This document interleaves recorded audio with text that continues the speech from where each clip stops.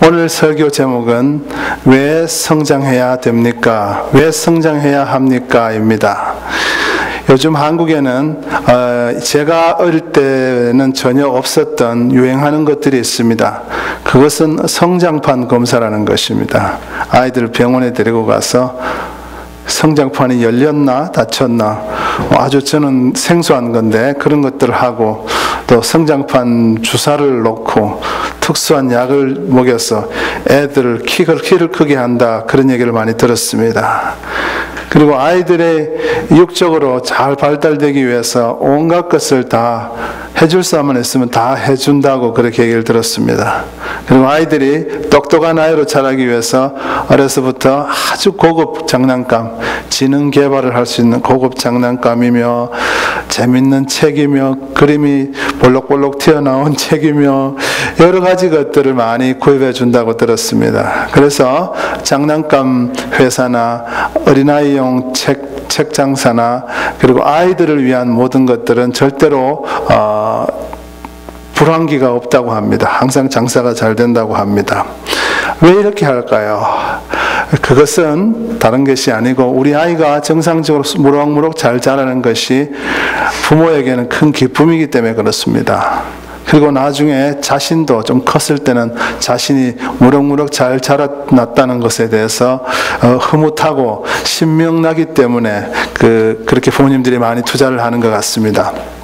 여러분 중에서도 신앙적으로 자라기 위해서 노력을 하는 분이 많이 있습니다. 어떤 분은 신앙적으로 성장하기 위해서 남들이 예배에 나오기 전에 1시간 전, 2시간 전 혹은 30분 전부터 나와서 교회 자리를 정돈하고 또 찬양을 준비하고 여러 가지로 뛰어다니는 분이 있습니다. 그런 분들은 성장할 수밖에 없습니다. 그리고 남보다 더 기도하는 사람은 성장할 수밖에 없고 그분들의 성장을 하나님이 굉장히 기뻐하실 겁니다. 그런데 우리 교회뿐 아니고 다른 모든 교회도 어떤 분들은 육의 발달과 또 지식 성장에는 관심을 많이 두는 반면에 영적 성장에 대해서는 비교적 관심이 적은 사람이 좀 있는 것 같습니다. 아이들이 밥을 잘 먹지 않으면 막 걱정하면서 어떻게든 맛있는 반찬을 해줘서 먹이려고 애를 쓰지만, 아이들이 성경을 읽지 않으면 다음에 읽어도 된다는 식으로 그렇게 할 때도 있고, 또 아이가 공부하지 않으면 막 공부 안 하고 닥달하고, 숙제하지 않으면 막 때리기까지 하면서 교회 예배드리러 가지 않는다고 하면 부모님이 아무 소리도 하지 않고 아무 말도 안 하는 거, 그런 부모들도 가끔 있는 것 같습니다. 여러분은 어떻습니까? 아이의 영적 성장을 위해서 노력하고 계십니까? 그리고 교회에서 본인도 작년에 내가 예배에 예를 들어서 10분 늦게 왔다, 그럼 원래는 한 5분 늦게 왔다, 이러면 좀 성장하는 거지만 10년 전이나 지금이나 똑같이 30분 뒤에 온다거나 또 계속해서 옛날에도 잘 삐치고 지금도 잘 삐치고 그런다면, 옛날에도 나는 부정적이었고 지금도 부정적이고, 옛날에도 다른 사람 말하기 좋아했고 지금도 다른 사람 말하기 좋아하고 영원히 변함없다면, 혹시 나는 자라다만 아이들처럼 약간은 기형적인 신앙인은 아닐까요? 우리 자신에게 물어봐야 됩니다. 나는 어제의 나와 오늘의 나가 더 달라졌고 더 성장했는가? 나는 매일매일 성장하고 있는가? 성경 말씀에는 우리가 영적으로도 늘 꾸준히 성장해야 된다고 말씀합니다. 하나님을 아는 것과 하나님을 믿는 것과 그리고 참된 일을 함에 있어서 사랑으로 하는 것에 있어서 자라가야 된다고 합니다. 그런데 사람들이 왜 성장에 관심이 없나 이렇게 묵상을 해보았습니다. 왜 성장에 관심이 없나? 그 이유가 한 3가지 정도 있더라고요. 첫째는 성장에 대한 관심이 부족한 게, 성장 자체가 하나님의 지엄하신 명령이라는 것을 잘 모르기 때문입니다. 에베소서 4장 15절에 보면 오직 사랑 안에서 참된 것을 하여 범사에 그에게까지 자랄지라, 예수에게까지 자랄지라라고 말합니다. 성경은 우리가 모든 일에 범사에 학교에서 공부하는 일이나 집에서 가정일을 돌보는 일이나 교회 일이나 회사 일이나 친구 만나는 일이나 노는 일이나 모든 일에 있어서 예수님의 수준까지 계속해서 자라가라고 명령하신다는 사실을 꼭 기억하셔야 됩니다. 그렇다면 성장을 하지 않고 있거나 성장에 관심이 없거나 뭐 구원만 받으면 되지라는 식의 생각을 하고 있다면 그것 자체가 불순종이라는 말입니다. 13절에 보면 우리가 다 하나님을 아는 것과 믿는 것과 하나가 되어 온전한 사람을 이루어 그리스도의 장성한 분량이 충만한 데까지 이르리니 라고 하면서 우리의 성장 목표까지 딱 세워주십니다. 우리의 성장 목표는 예수님의 장성한 분량까지입니다. 그리고는 자라가라고 명령하십니다. 다시 한번 말씀드립니다. 성장은 하나님의 명령입니다. 절대로 권고사항이 아닙니다. 때문에 우리는 매일매일 여러분 머리가 희건 검건 얼굴에 주름이 있건 없건 우리는 무럭무럭 자라가야 됩니다. 육은 이제 그만 자라도 됩니다. 많이 자랐습니다. 근데 우리 영적으로 항상 자라가야 됩니다. 둘째로 왜 사람들이 성장에 그다지 관심이 없나 생각을 해보니까 성장은 힘들다는 오해가 있기 때문입니다. 성장하는 것은 힘들다를 괜히 성장했다가 교회에서 집사시키면 어떡하나 뭐 이런 거 괜히 큰일 맡기면 어떡하나 하기 싫은 일 시키고 또 뭐 헌금 많이 하라 그러고 봉사 많이 하라 그러면 귀찮아진다 이런 생각이 있는 것 같아요. 예, 말 그대로 오해입니다. 예, 성장하지 않고 잃어버리는 것이 너무너무 많습니다. 성장하면 물론 조금 더 겪는 것들이 있습니다만 그 얻는 것들이 너무너무 많습니다. 힘든 것은 조금이고 그 누리는 것은 훨씬 더 큽니다. 성장은 너무너무 좋은 것입니다. 여러분 우리 육의 사람들도 육신들도 자라서 어른이 되면 아이들 때 하지 않는 것들 하지 않습니까? 나가서 일을 해야 되고 스트레스도 받아야 되고 뭐 머리도 빠져야 되고 예? 아이들이 그렇지만 아이들이 누리지 못하는 많은 것을 누리고 삽니다. 아이들이 누리지 못하는 거. 예. 뭐 쉽게 말해서 애들 땐 제약이 많지 않습니까? 가고 싶은 데도 마음대로 못 가고 예, 여기서는 어른이 되면 하고 싶은 게 있으면 자기 마음대로 결정해서 하면 됩니다. 예. 마찬가지로 우리가 영적으로 성장을 하면 미숙할 때는 하지 않던 여러 가지를 해야 됩니다. 무슨 뜻인가 하면 봉사도 해야 될 것이고 때로는 손해보면서 희생까지 해야 됩니다. 하지만 성장한 뒤에 얻는 그 기쁨과 평안과 하나님과의 그 깊은 교제는 가히 그 어떤 것과도 비교할 수 없는 큰 축복이라는 사실입니다.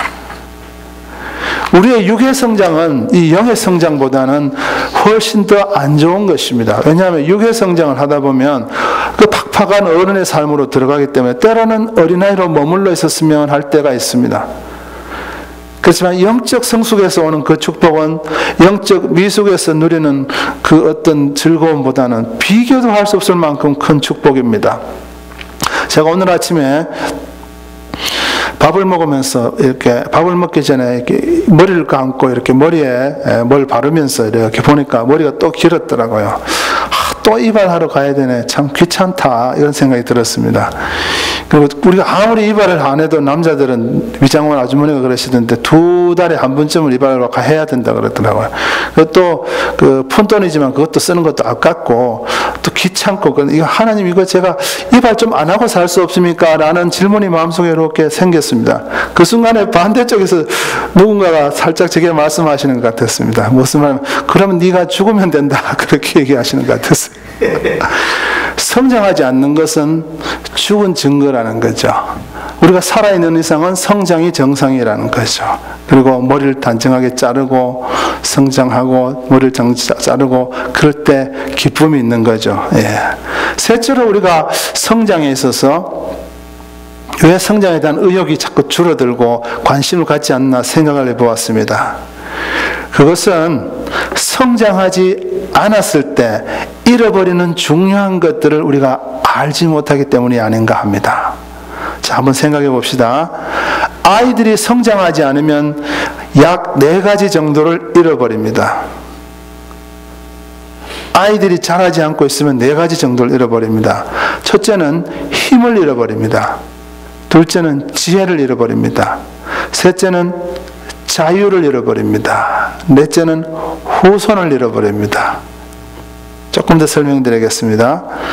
아이가 자라면서 육신의 힘도 생깁니다. 그래서 나중에 독립적으로 자기가 물동이도 들 수 있고 뭔가를 들고 이동시킬 수도 있고 자기가 또 일도 할 수 있습니다.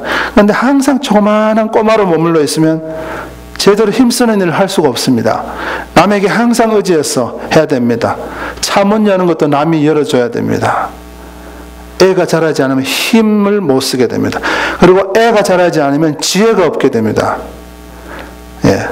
맨날 세상살이에서 남에게 쏘으면서 살게 됩니다. 세상이 얼마나 악하고 얼마나 거짓투성이입니까? 자라지 않으면 항상 당할 수밖에 없습니다. 그리고 애가 자라지 않으면 자유를 잃어버려요. 자, 아이들이 죄악이 얼마나 많은지 몇 가지만 예를 들어 볼게요. 놀이동산에 가면 아이들 키를 재지 않습니까? 어떤 거는 얼마 이상 안 되면 못하게 합니다. 그것도 하나의 자유입니다. 맞습니까? 예. 어른들은 아무거나 다 탈 수 있어요. 예. 그리고 아이들은 뭐 재밌는 영화를 보고 싶어도 좀 파괴적인 거는 못 보게 하잖아요. 근데 어른들은 자랐기 때문에 다 볼 수 있습니다. 그리고 아이들이 자라지 않으면 후손이 없습니다. 결혼을 할 수 없습니다. 아이를 낳을 수가 없습니다. 이 네 가지를 잃어버립니다. 힘, 지혜, 자유, 후손. 우리가 영적으로 성장해야 할 바로 그 이유도 이 네 가지를 잃어버리는 것과 아주 유사합니다. 오늘 새 설교의 핵심이 여기에 있습니다. 우리가 영적으로 성장해야 하는 이유들은 과연 무엇인가? 바로 이 네 가지들을 잃어버리기 때문입니다. 첫째는 힘, 능력 있는 삶을 잃어버리기 때문이요. 둘째는 지혜와 자유, 이거를 잃어버리기 때문이고, 셋째는 열매, 후손입니다. 제가 차례차례 설명을 드리겠습니다. 첫째로, 성장하지 않을 때 우리는 세상을 이길 힘, 세상에서 다가오는 박해를 이길 힘을 가질 수가 없습니다. 데살로니가 후서 1장 3절에서 4절 말씀을 읽어드리겠습니다. 형제들아, 우리가 너희를 위하여 항상 하나님께 감사할지니 이것이 당연함은 너희의 믿음이 더욱 자라고 너희가 각기 서로 사랑함이 풍성함이니 그러므로 너희가 견디고 있는 모든 박해와 환난 중에서 너희 인내와 믿음으로 말미암아 하나님의 여러 교회에서 우리가 친히 자랑하노라. 이 세상을 이길 힘을 가지려면 여러분이 성장해야 됩니다. 이 세상에 살다가 보면 힘든 일이 너무 많습니다. 이기려면 내게 힘이 있어야 됩니다. 성장으로만 그 힘이 얻어집니다. 그리고 이 세상에는 박해와 환난이 너무 많습니다. 예수 믿는다고 이용해 먹는 사람들이 있습니다. 저는 예수 믿는다고 꿀밤을 맞아본 적이 있습니다. 욕을 얻어 먹어본 적이 있습니다. 왜 기도한다고, 밥 먹을 때 기도하니까 왜 좋냐고 욕을 하더라고요. 기도하는 줄 알면서. 그리고 예수 믿는다고 괴롭히는 사람이 곳곳에 있습니다. 은근히 괴롭히는 사람. 사장님들 중에도 노골적으로는 하지 않고, 여기서는 종교의 자유가 있으니까 노골적으로는 할 수 없습니다. 그리고 요즘은 대놓고 기독교를 공격하는 시대가 점점 더 되어가고 있습니다.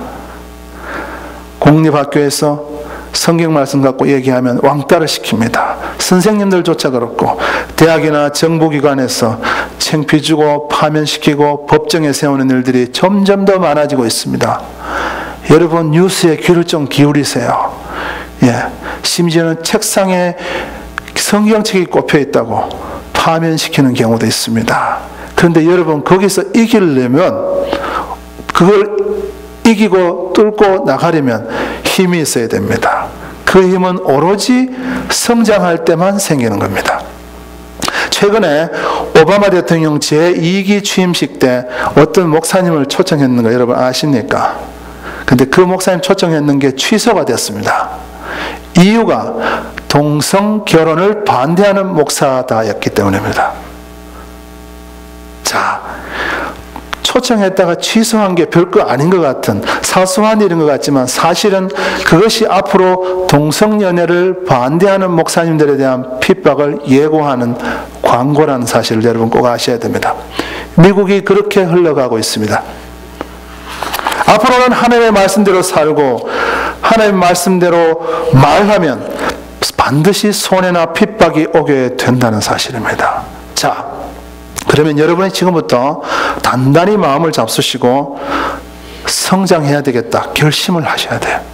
주님을 따르기로, 무슨 일이 있어도 손해를 보더라도 주님을 따르기로 마음을 정하시는 것이 중요합니다. 그냥 대충 마음 먹고 있으면 핍박이 오거나 불이익이 오면 패배합니다. 내가 그걸 이길 힘이 없기 때문에 무서워서 도망가게 되고 무서워서 하나님의 뜻을 짓밟아 버리게 됩니다. 성장하셔야 됩니다. 영적으로 미숙한 사람은 핍박이 오면 제일 먼저 두려움에 사로잡힙니다. 무서워서 어쩔 줄 몰라요.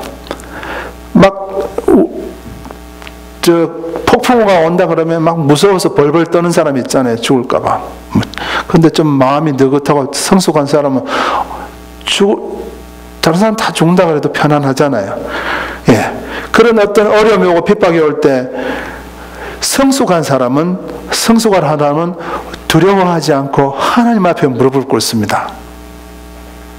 그리고 거기에서 내가 다 잃어버릴 것 같지만 나중에 하나님이 더 채워주실 것을 믿고 더 감사하고 평안을 누립니다. 그러나 미숙한 사람은 핍박이 오면 무릎을 꿇는 대상이 하나님이 아니고 그 핍박입니다. 핍박 앞에 무릎을 꿇고 하나님을 포기해버립니다.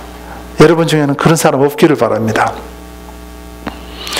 예. 영적으로 성숙한 사람만 핍박 속에서 지켜주시고 더 큰 축복으로 하나님께서 채워주실 겁니다. 여러분 성장의 욕심을 가지세요. 성장 욕심.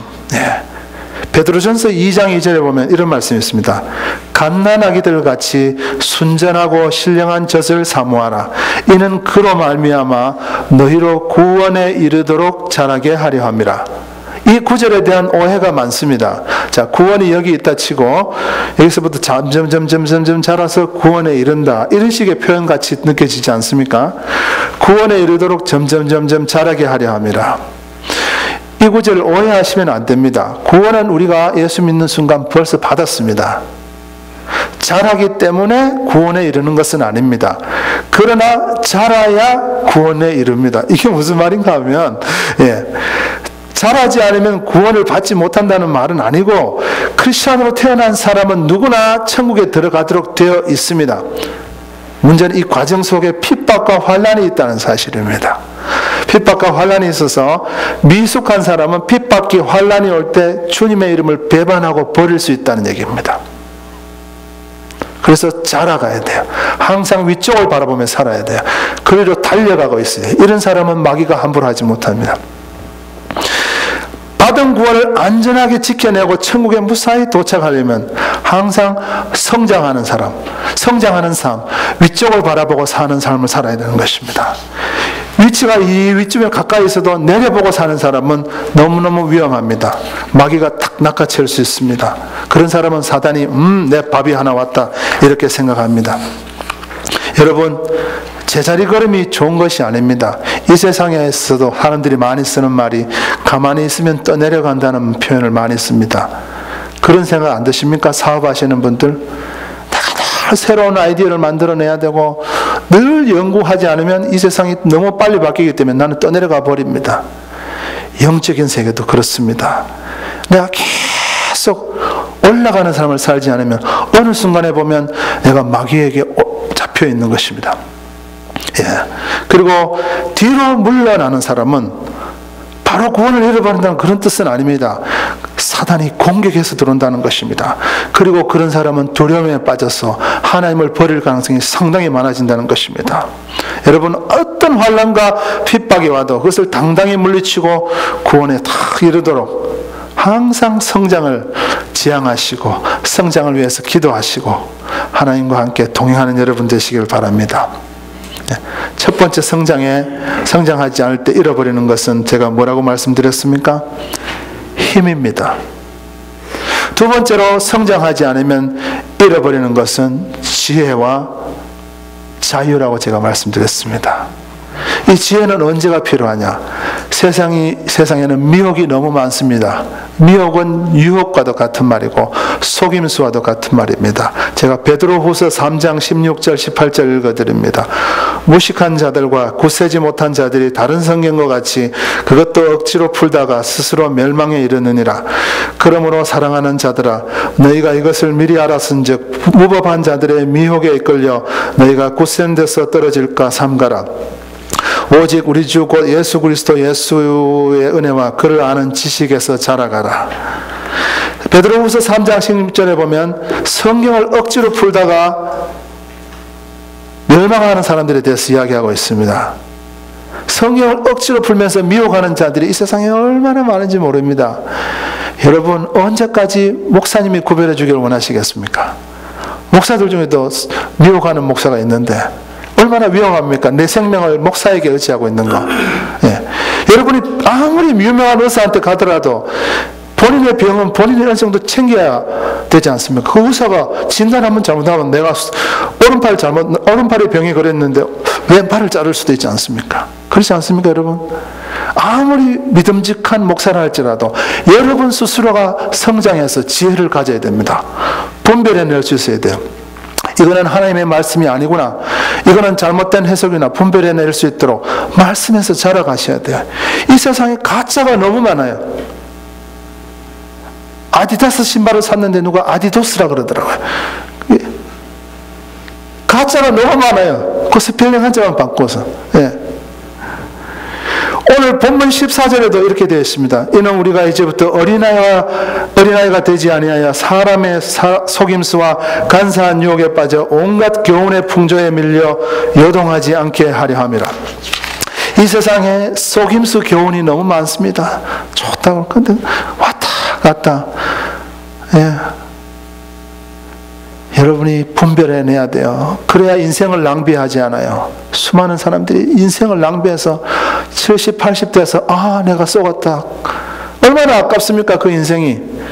수많은 농가 밭을 다 갖다 바치고 돈도 갖다 바치고 나중에 아이고 속았구나 했는데 돌아보니까 자기 직업도 없고 아무도 없는 사람도 있습니다. 잘하지 않으면 어리석어서 속임수에 속고 유혹에 넘어지고 온갖 해로운 교훈에 휘둘려서 이리 넘어지고 저리 넘어진다는 말입니다. 여러분 속아보신 분들은 압니다. 참 괴롭습니다. 화가 납니다. 그죠? 속는 일은 엄청 괴롭습니다.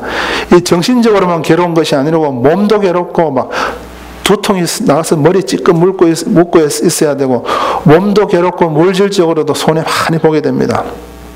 예, 이단에 끌려다니지 마셔야 됩니다. 여러분, 이단 아닌데 이단 역할을 하는 목사님들도 있습니다. 무슨 뜻인가 하면 비교적 건전한 교단에 있는 목사님인데 하나님의 말씀이 아닌 자기의 말을 하는 사람들이 있습니다. 그럴 때 여러분이 성경 지식을 갖고 있으면 분별해낼 수가 있습니다. 지금 한국에 가면 청년들 중에도 그런 분별력을 가진 학생들이 꽤 많이 있습니다.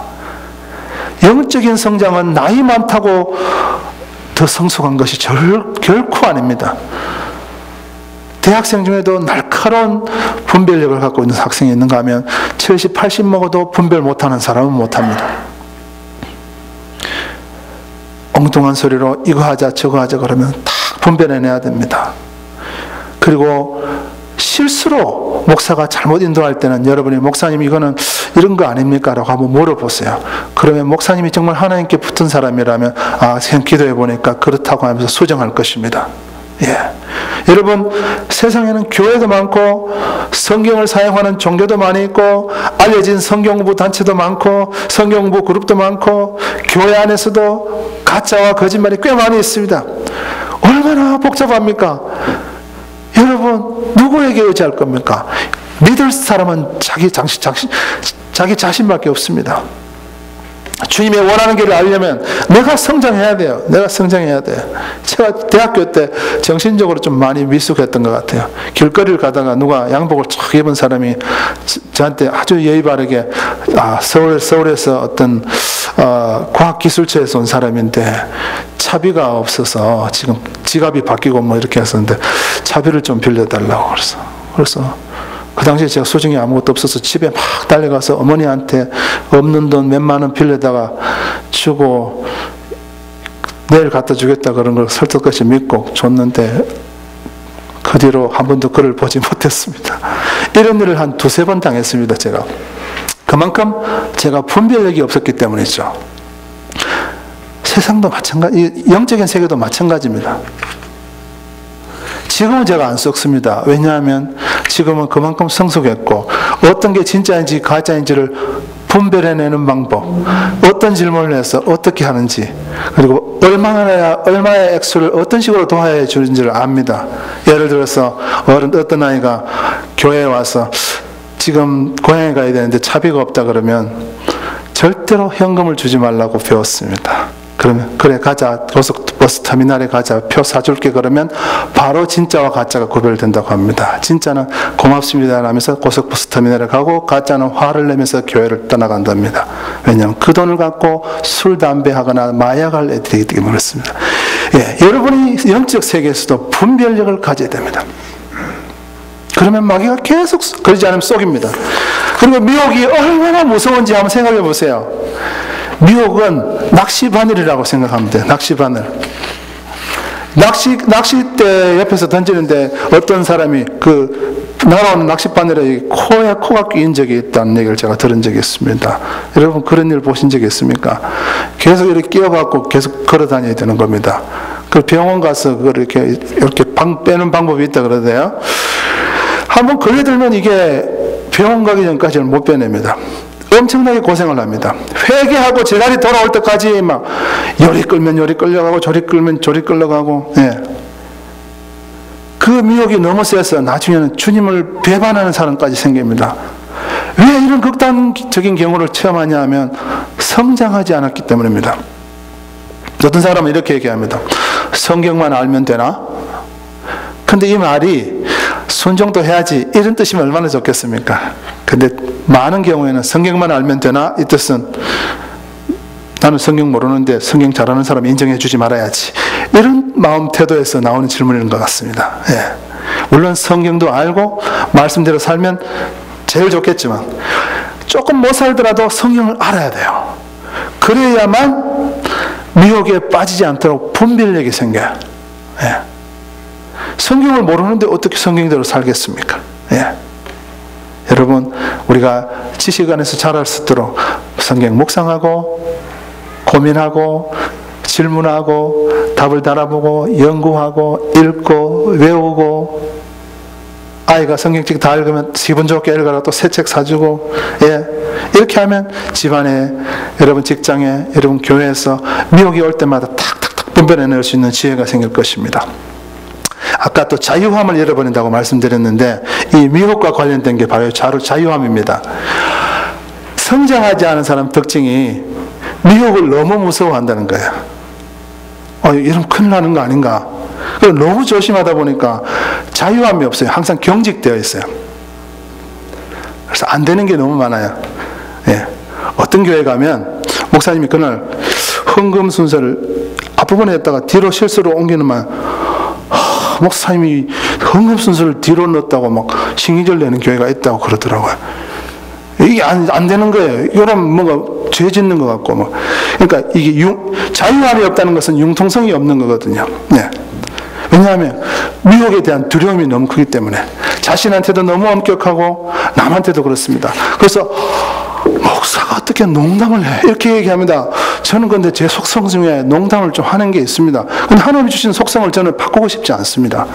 왜냐하면 마음이 좀 편안해질 때가 있거든요. 물론 남을 깎아내리는 농담은 하면 안 되겠지만, 좀 자유하고 싶거든요.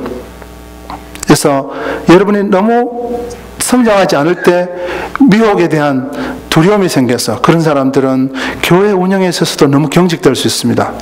그리고 때때로는 복장 문제에 있어서 너무 경직될 수 있고, 행사 혹은 교파 문제 이런 데서 너무 경직될 수 있습니다. 그것은 자유가 없기 때문에 그렇습니다. 그래서 잘해야 돼요. 변호사들이 법을 갖고 놀지 않습니까? 그것은 법을 다 다는 모르지만 법의 중요한 키포인트들은 다 알기 때문에 그런 거 아닙니까? 예. 피아니스트들이 다 올라가면 어떤 사람은 경직되게 막 이렇게 치는 사람이 있습니다. 이 사람은 아직 그 음악을 잘 모른다는 얘기예요. 그런데 연습할 때는 막 그렇게 하다 올라가면 막 웃으면서 이렇게 치는 사람이 있습니다. 그 사람은 악보도 다 외웠고 가끔 연습을 많이 해서 성장했다는 얘기죠. 여러분이 말씀 안에서 성장하면 주님이 주신 은혜가 더 많이 보여요. 그 폭이 더 넓어 보여요. 그 안에서 마음껏 뛰어노는 겁니다. 주님이 하지 말라는 것들에 얽매이기보다는 하라는 그 영역이 더 크게 보입니다. 그래서 마음껏 기쁘게 뛰어놉니다. 예. 여러분 이 자유를 누려야 하지 않겠습니까? 그래서 성장이 좋은 겁니다. 너무 좋은 거예요. 예. 많은 학생들이, 고등학교 3학년 학생들이 어른들의 성장을 부러워해서 들어가지 말라는 영화관을 막 들어가지 않습니까? 예. 그거와 어떻게 비슷하면 우리 누릴 수 있는 게 너무 많아요. 너무 많아요. 하나님 주신 은혜가 이 자유 누릴 수 있도록 여러분 꼭 성장하시길 바랍니다. 세 번째, 성장하지 않을 때 잃어버리는 것이 바로 아까 유교는 후손이라고 그랬고 영적으로는 열매라고 그랬습니다. 여러분 생활 속에 열매를 맺고 싶으시면 꼭 성장하셔야 됩니다. 골로새 1장 10절에 보면 주께 합당하게 행하여 범사에 기쁘시게 하고 모든 선한 일에 열매를 맺게 하시며 하나님을 아는 것에 자라게 하시고, 이렇게 되어 있습니다. 주님을 기쁘시게 하는 일을 하고 싶어도, 열매를 맺고 싶어도 난관들이 앞길을 가로막을 때 아직도 미숙한 사람은 열매를 맺지 못하고 그 과일이 떨어져 버립니다. 아주 비료를 잘 먹고 튼튼한 품종의 과일들은 조그마한 비바람이 오고 그래도 끝까지 열매를 맺습니다. 근데 좀 약한 품종들은 조금만 비바람이 쳐도 중간에 툭 떨어져 버립니다. 미숙한 사람들은 시작은 많이 합니다. 근데 열매가 없이 떨어져 버립니다. 용두사미가 되어버립니다. 누가 무슨 말을 하면 마음에 감동을 잘 받습니다. 너무 감동이야 이러면서. 그런데 실제로 그 감동 다음에 어떤 선한 일과 의미 있는 일은 하지 못합니다. 옛날에 어떤 분이 은혜를 받아서 교회 주차장 일을 하는데, 주차장에 이렇게 차가 들어오면 좀 새신자들은 저 안에 이렇게 안내하고, 또 오래된 사람은 또 이렇게 다른 도스를 안내하고, 또 꽉 차면 다른 데로 또 안내하고, 이런 거 안내하는데, 이게 처음에 기분 좋게 주차장을 막 남을 봉사하겠다고 들어오긴 들어왔는데 사람들이 말을 안 듣거든요. 저기 빈자리 있는데 왜 내보고 나가라는 거야? 이렇게 많은 사람들이 말을 안 들어요. 그 중에도 중직자들도 때로는 그러거든요. 그리고 가끔씩은 장로님들이 최고 안쪽 자리에 턱 자리고 내리고 앉으면서 너무 그러지 말라고 뭐 고의를 꾸지람하고 들어가면 이 사람들 시험에 들어갑니다. 그래서 에이 더러워서 못해 먹겠다 그래서 3주 만에 때려치고, 이런 경우가 꽤 많이 있습니다. 시작은 하는데 열매를 맺지 못하고 떨어져 버립니다. 여러분 3주 만에 열매 맺는 어떤 식물도 잘 없습니다. 여러분이 맛있어 하는 과일들 3주 만에 맺는 거 거의 없습니다. 예. 세상 사람들도 몇 년은 해야 인정받는 그런 사회이기 때문입니다. 우리는 그들보다 더 참을성이 있어야 되고 더 열심히 해야 되고 더 꾸준히 해야 됩니다. 미숙한 사람은 열매가 맺히기 전에 망가뜨려 버립니다. 특히 두 사람 이상 사람이 어울려서 하는 일을 할 때는 조금만 더 참으면 하나님께 영광 돌리는 그 열매, 고지가 바로 저기인데 3분 능선에서 적탄에 맞아서 쓰러지고 맙니다. 그러면서 에이 기분 나빠 퍽 쓰러지고 에이 자존심 상해서 피를 철철 흘리면서 쓰러집니다. 예, 그 사람이 가슴을 열어보면 자존심에 피가 절절 나고 있습니다. 예. 조금만 더 참으면 하나님께 영광 돌리고 조금만 더 참으면 뭔가 뜻 있는 일이 교회에 일어날 텐데 화를 푹 내는 바람에 다 된 밥에 콧바트를 버립니다. 제가 남 얘기하는 것 같지만 저도 옛날에 그랬으니까 알죠. 네. 예. 하지만 성장한 성도는 끝까지 잘 견디고 잘 참아서 열매를 반드시 거둡니다. 여러분, 혹시 주변에 있는 성도들과 한번 대화를 한번 해보세요. 생각보다 아름다운 꿈과 생각을 가진 사람들이 많이 있습니다. 저는 나중에 돈 벌면 불쌍한 아이들을 돕고 싶어요. 이렇게 고백하는 사람들 꽤 많습니다. 저는 나중에 돈 벌면 선교사들을 위해서 꼭 일하고 싶어요. 이렇게 생각하는 사람들 꽤 많습니다. 그렇게 말하는 사람 꽤 많습니다. 예.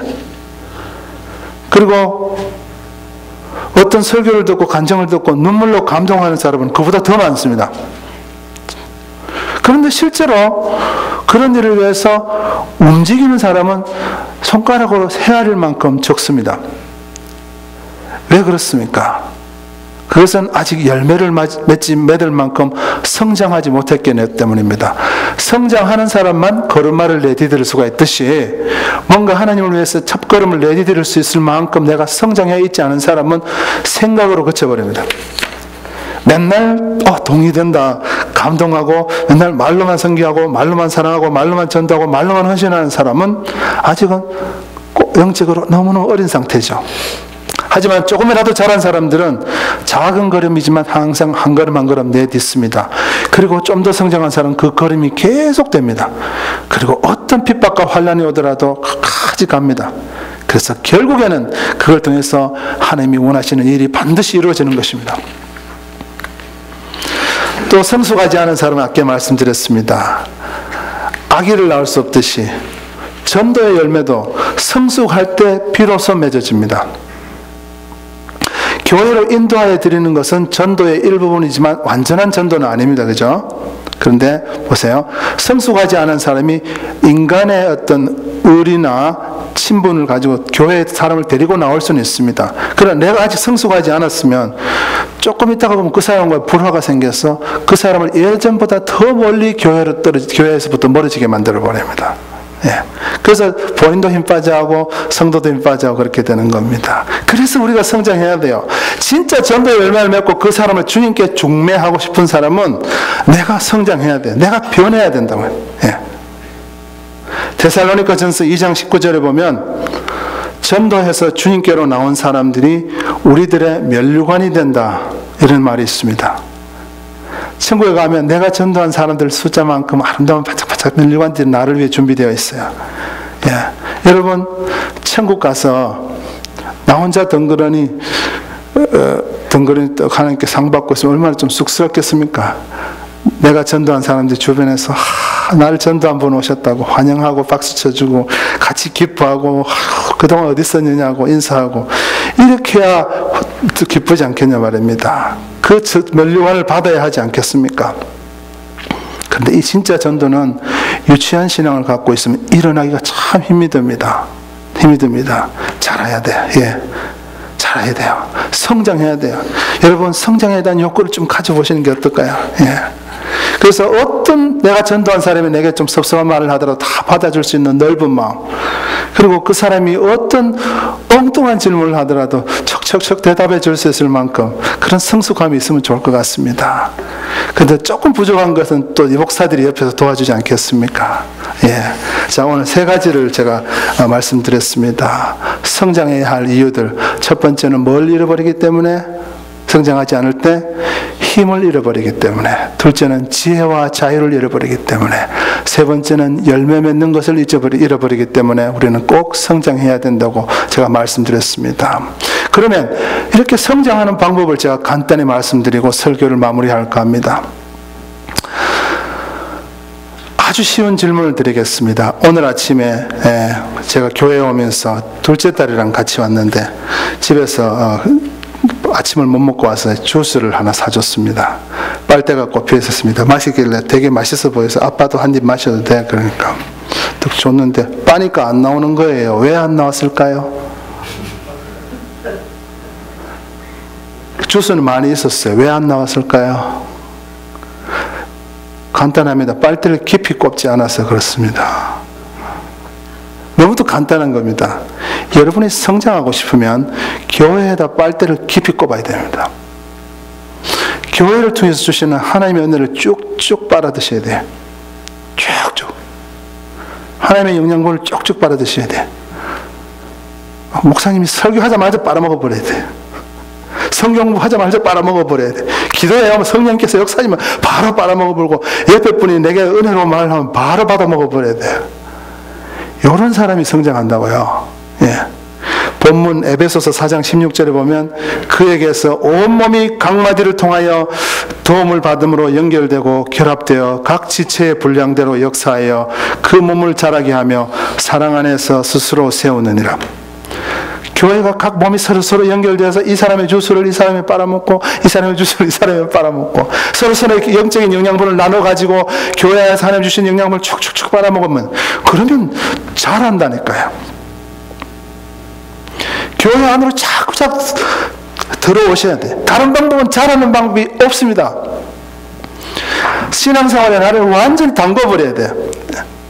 그러면 잘하려고 고민하시지 않아도 잘하게 되어 있어요. 엄마 아빠가 주는 밥만 열심히 먹으면 내가 잘하려고 고민하지 않아도 잘하는 것처럼, 반면 교회에서 점점 더 멀어질수록 나는 말라가고 쪼그라들 수밖에 없습니다. 여러분, 성장이 눈에 보이지 않죠? 아무리 사춘기에 빨리 자라는 아이들도 들여다보고 있으면 자라는 게 눈으로 보이지는 않지 않습니까? 그렇지만 우리 영적인 성장도 눈으로는 보이지 않습니다. 그렇다고 해도 우리는 절대로 포기하면 안 됩니다. 어느 순간에 나 자신을 돌아보면, 내가 언제 이런 사람이 됐지?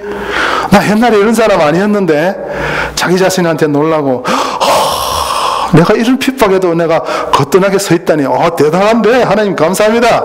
아이고, 내가 이름인데서도 자유를 누리고 사네요. 하나님 대단합니다. 이거 굉장히 복잡한 문제인데 내가 분별해낼 수 있는 눈이 생겼네요. 하나님 감사합니다. 아이고, 내가 이렇게 많은 사람을 전도했습니까? 하나님, 내가 이렇게 귀한 일을 하다니 다 주님의 은혜입니다. 이렇게 여러분 자신에게 놀라는 일이 생길 것입니다. 그리고 여러분이 그렇게 성장하면 제일 기뻐하실 분이 여러분의 영적인 부모님 하나님께서 너무너무 기뻐하실 겁니다. 여러분이 무럭무럭 자라는 거 보고, 아이고 잘하고 이쁘게 잘 자라는 거, 아이고 잘 자라네. 예. 여러분 꼭 성장에 대한 소망을 꼭 가지시고 하루하루 매일매일 무럭무럭 잘 영적으로 성장해서 우리 하나님 아버지를 기쁘시게 하시기를 예수 이름으로 축원합니다. 예, 기도하시겠습니다.